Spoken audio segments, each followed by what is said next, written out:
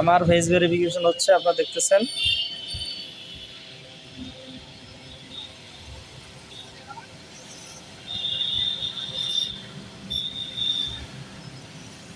কিছুক্ষণ তারা প্রসেসিংয়ে রাখছে,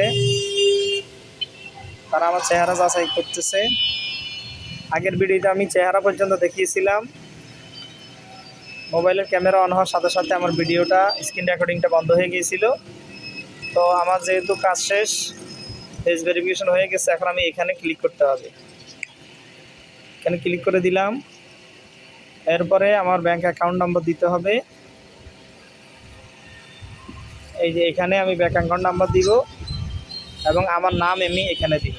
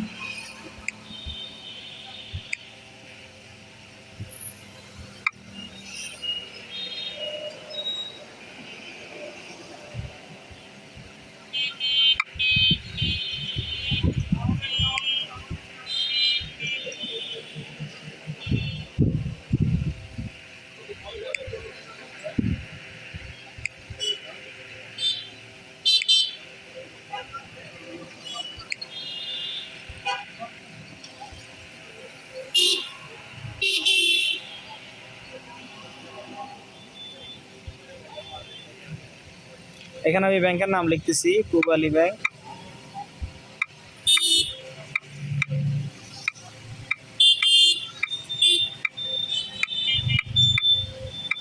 পিএলসি লিখে দিয়েছি। এখন আমার কাজ হলো এখানে ক্লিক করা।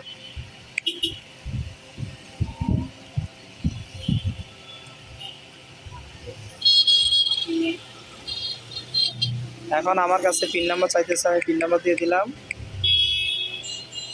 এখন আমাকে এখানে ক্লিক করতে হবে।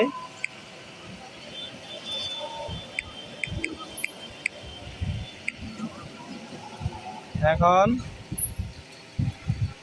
আমাকে এই জায়গায় চাপ দিয়ে ধরে রাখতে হবে।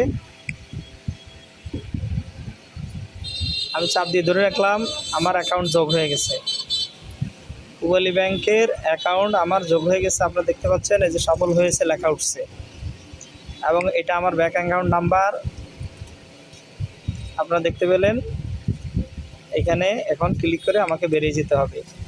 এছাড়াও আমি ব্যাংকে কোনো লেনদেন করেছি কিনা এই জিনিসটা এখানে দেখতে পাবো। এখন কত টাকা লেনদেন করব সেই জিনিসটা আমি এখানে 300, 500, 1000, 5000 এর লিখতে পারবো। যে আমি এই এখন বিকাশ থেকে যে টাকাটা আমি ট্রান্সফার করব সেই টাকাটা এখানে লিখবো। যেমন আমি 5000 টাকা ট্রান্সফার করতে চাইতেছি। এখন আমার ব্যালেন্সে দেখাইতেছে 1 টাকা 34 পয়সা, অর্থাৎ আমার ব্যালেন্সে কোনো টাকা নাই। 1000 লিখলেও এটা দেখাবে, 5000 লিখলেও এটা দেখাবে, 300 টাকা লিখলেও এটা দেখাবে। তো আমি 5000ই লিখি, আপনাদের শেখার সুবিধার্থে আমি লিখতেছি। এখানে এখন ক্লিক করব। এখন দেখেন আমার যেহেতু টাকা নাই সেহেতু আমার এখানে এই জিনিসটা দেখাচ্ছে, আপনার অ্যাকাউন্টে পর্যাপ্ত পরিমাণ ব্যালেন্স নেই। আশা করি বুঝতে পারছেন। তো আমার চ্যানেলটা যেহেতু শিক্ষামূলক channel, better education blog channel, তো বরাবর যারা সাবস্ক্রাইব করেছেন ধন্যবাদ। যারা সাবস্ক্রাইব এখনও করেননি সাবস্ক্রাইব করুন আর নোটিফিকেশন অল করুন, যাতে আমার তৈরি করা ভিডিও ছাড়লেই আপনাদের কাছে আগে চলে যায়। নোটিফিকেশন বেল অল করলেই অর্থাৎ আমার ভিডিও প্রথম আপনার কাছে যাবে। আর লাইক দিলে আপনার চ্যানেলটা অ্যাক্টিভ হবে। আপনি আমাকে লাইক দিবেন, আপনার চ্যানেলকে ইউটিউব কোম্পানি মূল্যায়ন করবে। আশা করি বুঝতে পারছেন। দেখা হবে পরবর্তী ভিডিও নিয়ে। সেই পর্যন্ত খেয়াল রাখবেন যে বিকাশ ডাচ বাংলার সাথে কোলাবোরেশন করে কিনা। যদি বিকাশ ডাচ বাংলার সাথে কোলাবোরেশন করে তখন আপনাদেরকে আমি অ্যাকাউন্ট দেখাইতে পারবো। এখন যেহেতু বিকাশ ডাচ বাংলার সাথে কোলাবোরেশন করা নাই সেহেতু ওই ভিডিওটা নাই। আশা করি বুঝতে পারছেন। আল্লাহ হাফেজ।